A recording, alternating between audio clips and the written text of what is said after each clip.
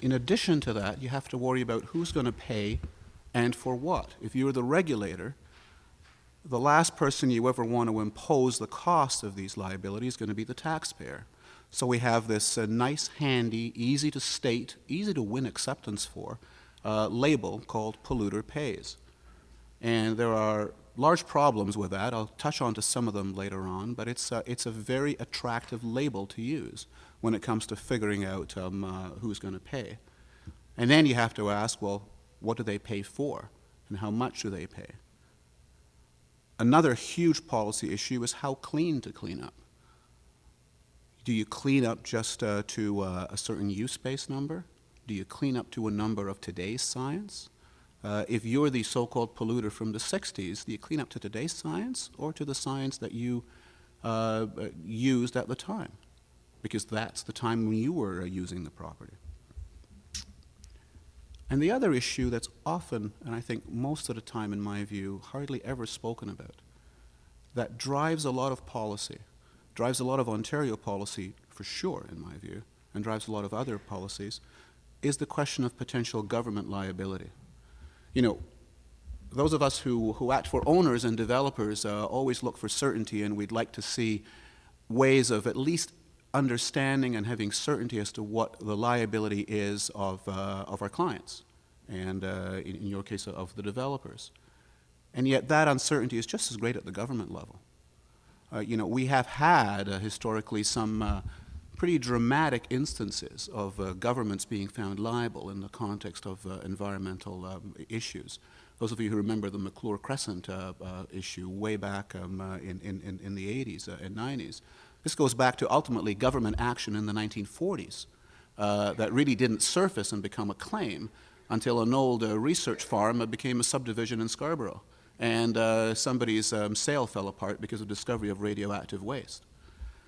You know, governments are very concerned about their potential liability, and when we look for sign-offs from them, when we look for them telling us this property is safe, keep in mind that they are worried about making those statements too, because they're saying, well, what if this comes back to haunt them later as well?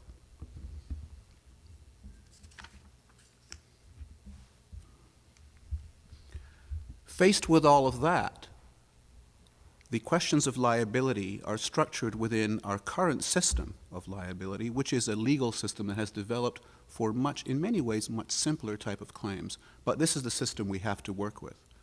You can think of liability as coming out of two major heads. There's either civil liability, which is liability between citizens, and you can think of regulatory liability, which is liability to the state, liability to the regulators. Within civil liability, the major divisions are really the liability in contract.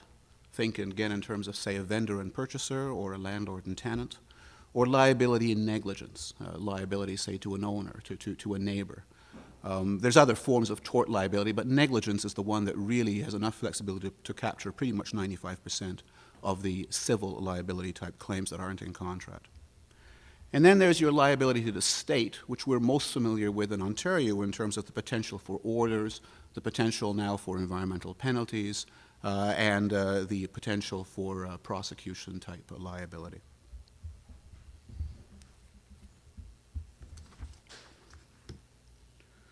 And I'll just talk a little bit about the structure in terms of civil liability, just to understand how what is really the dogma of civil liability, the so-called the compensation principle, and just think about how enormously difficult it is to apply what seems to be a fairly simple fairness statement, how difficult it is to apply that in the context of an environmental claim.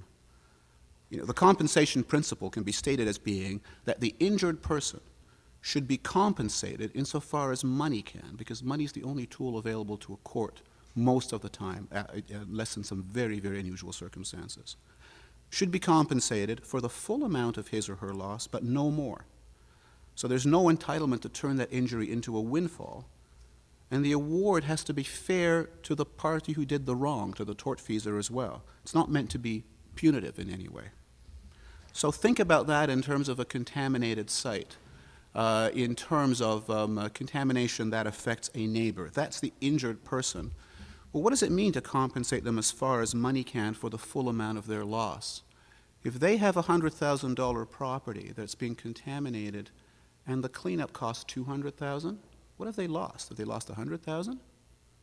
Or do they need $200,000 to get back to where they were? Well, if you give them $200,000 in cash, they're not obliged to use it for the cleanup because the law doesn't oblige them to. They just simply get the money. Now, is that a windfall for them? Is that fair to the tortfeasor? What if the property was polluted by reason of a company having run an operation back in the 1960s when they were completely legal, when they had a license to do what they did, when they paid taxes and the taxpayer benefited from it?